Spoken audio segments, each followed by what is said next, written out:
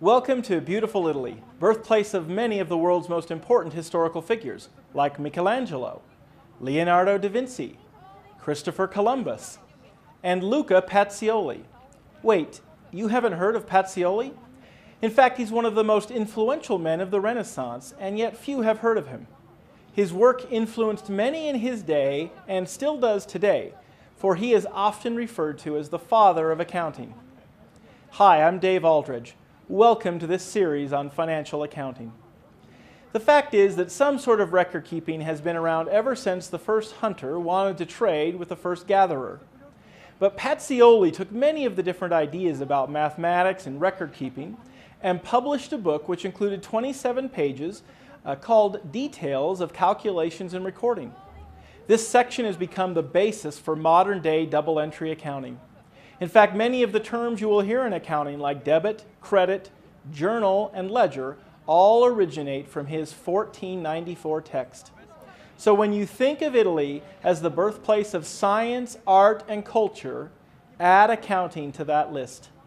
So grazie Italia and arrivederci. I'm off to Scotland. Welcome to London. I intended to shoot this segment in Scotland, but it turns out there's nothing to see in Scotland other than sheep. And they weren't the friendliest of sheep.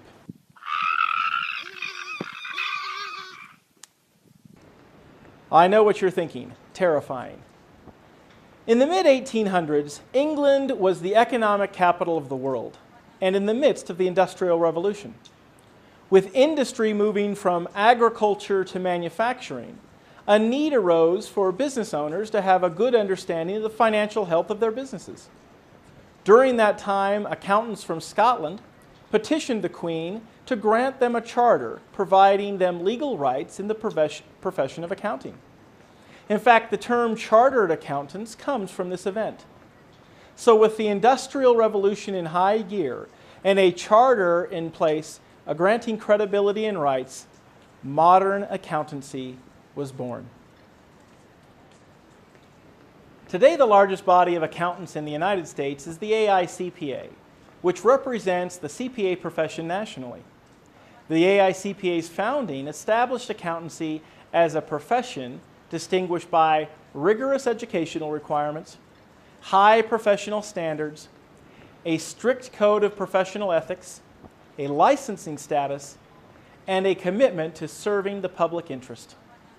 In a recent survey done by the Department of Labor, it is estimated that more than 1 million people work as accountants in the United States, with many more working in accounting clerical and support positions.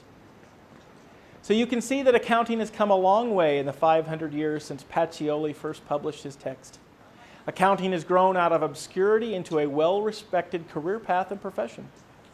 In fact, a recent survey conducted by the Roy Morgan research firm listed accountant as the 11th most respected career in the world, one spot behind college professor.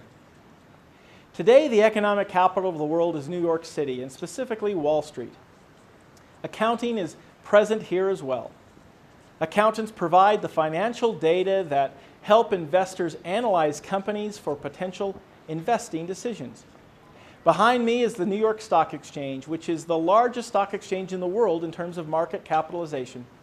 By the end of 2013, companies whose stock traded on this exchange were worth approximately $16 trillion. On average, $170 billion of securities or stocks are traded here daily.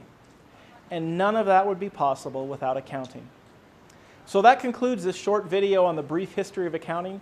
I hope you've enjoyed it as much as I have.